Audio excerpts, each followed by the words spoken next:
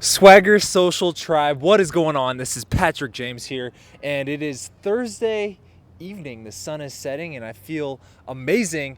Yet, I do have a few client calls coming up, so I'm going to make this a quick video, and then I'm going to head out for Thirsty Thursday. But this video, I want to talk about one app that most people never talk about, and it's not Tinder, but it's definitely going to help out your dating, your charisma, and just your social influence in general. So this app right here is called Snapchat. Now, to avoid gushing and sounding like Gary Vaynerchuk altogether, I'm just going to throw in my 2 cents about Snapchat and how it can help you in your dating life and keeping up with your friends and your social life, and even adding more people to your social circle. So here we go. So many people are worried nowadays about how to get a girl's number when they go out to a bar, or if they're cold approaching women during the day, or even cold approaching women at night, or even just like people that you first meet, maybe you get introduced to each other through a mutual friend, or just in a social situation where you guys are both in the same area at the same time. But I would encourage you to start considering getting people's Snapchat information, and here's why.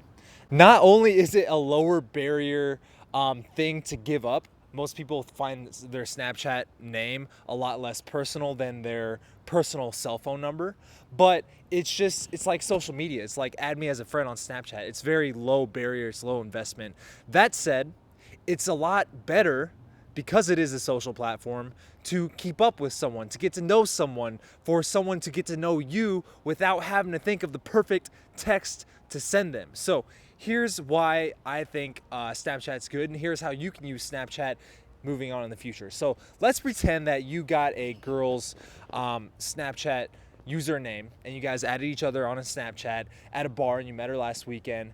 You don't even have to text her in the next week or next day. You can, and if you have good text game, then by all means do it. But if you're the type of guy who worries like, what do I say to this girl to get her to text me back? What's the perfect first text to send? If you have her Snapchat name, then you don't even have to worry about that. And the great thing is, if you do get her number, then you can just add her on Snapchat anyways. But here's why you don't have to worry about it, is because if you have a Snapchat story, then you can just upload snaps to your story and they will get to know you as a person. What do you do on your Sundays? What do you do on your Mondays? What are you like when you're not putting on this cool, charming, charismatic facade in a bar? All right, they're gonna see those different things about you, and they're gonna grow their impression of you. So not only is their first impression all they have to go off of now and trying to decipher, are you a cool guy via this text that you probably got from some dating advice book, but now they can actually see what kind of person you are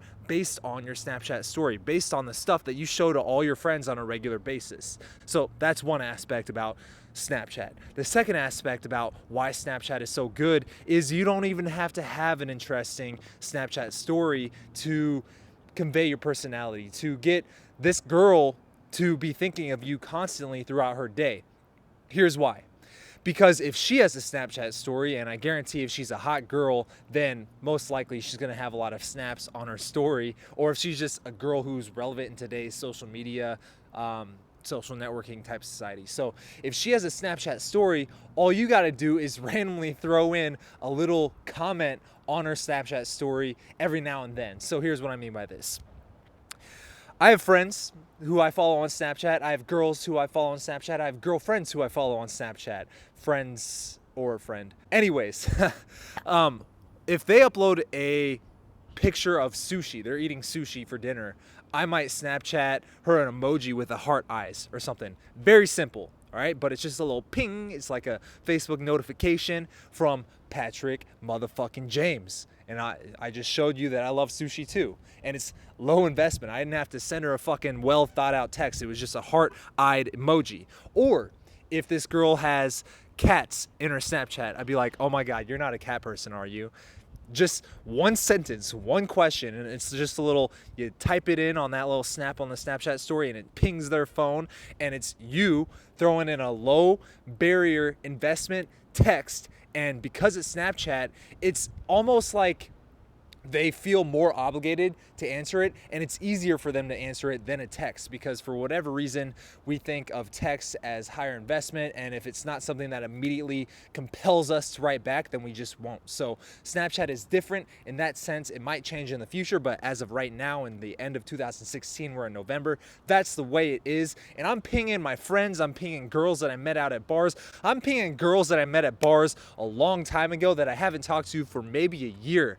And I've actually gone back out with girls because of Snapchat, because I ping them every now and then on their Snapchat story with little emojis or little comments like that. Now, here's one little caveat that I'll leave you on and then get out of here so I can enjoy my Thirsty Thursday and so you can enjoy your Thirsty Thursday too. Don't always be pinging girls that you want to get out on Snapchat, because if you're pinging them every single time they upload a Snapchat, then that's needy, that's overbearing, and you're just going to be shooting yourself in the fucking dick. All right, so make it a every now and then thing, maybe once every couple of days, or maybe, you know, once a week, whatever it is. Just don't be too overbearing with it. Be natural, be cool about it, and don't do it if you don't honestly feel an emotion arise from that Snapchat. So the example I gave you is, I love sushi, therefore I felt compelled to quickly just send them a heart emoji on that Snapchat on their story. Or if they had cats, I felt compelled to kind of throw them a little playfully challenging line like, oh my God, you're not a cat person, are you? All right, very simple, very quick, and I actually felt compelled to write something in regards to that exact snap. I wasn't putting too much thought into how do I write to this Snapchat, because that's too much, dude. If you're doing that, you're doing too much. Go out and start living your own life. All right, on that note, I hope that helped out, man. I hope you got a little bit of value out of that, and I hope you're going to start using Snapchat a little bit more strategically. Talk to you soon. Okay.